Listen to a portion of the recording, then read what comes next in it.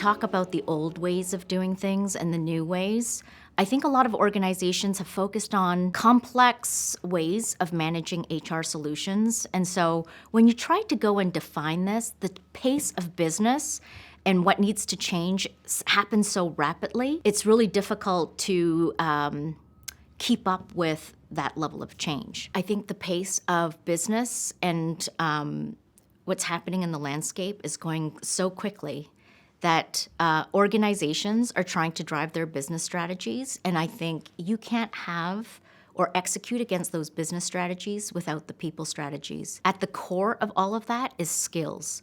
I think a lot of people think about the old ways of doing things, whether it's competency models, and those are very inefficient and can't scale to the extent that a lot of organizations want at the speed of change in companies. As a result, skills, I think, helps to democratize.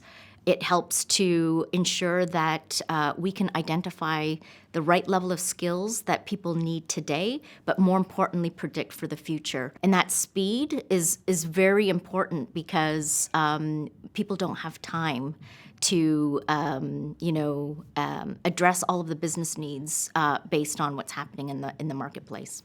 So why are skills so tricky to deal with?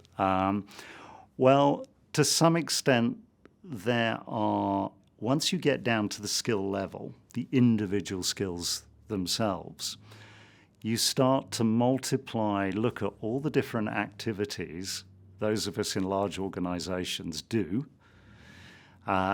then you start to get a huge number of skills. Secondly, there's also this, so in that way, skills, because you've got a huge number, you need to organize them.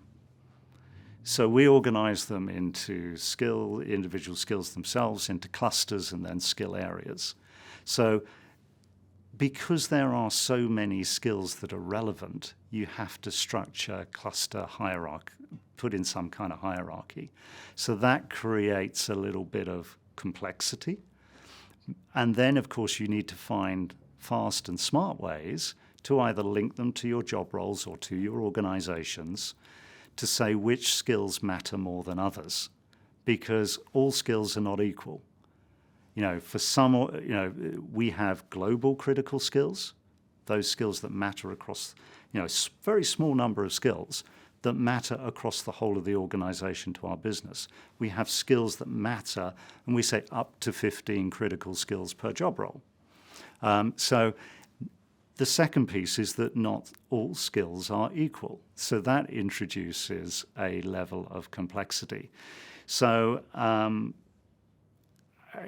so I think, but in other ways, skills are simplifying what we have done previously over this rather tricky term called competence, because we have had years of just focusing on this thing called competence. And competence became a little bit of a catch-all term in Ericsson. It could be skill sets, it could mean mindsets, it could mean tasks, it could mean behaviors. And once you have that catch-all term, then that introduces a level of complexity as well.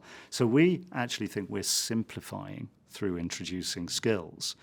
But there's no doubt that the quantity of skills involved makes it tricky, in some ways a little bit tricky to deal with. Skills are complex, right? But jobs are super complex and they're contained. So containing complexity into a job is much harder than releasing complexity in a skill. I mean, it's the worst job to do to write a job description. It's so boring and it's so structured, and then it changes within a day. So while skills are more complex, there's a flexibility you open up if you focus on the unit of a skill as opposed to a compact of a job.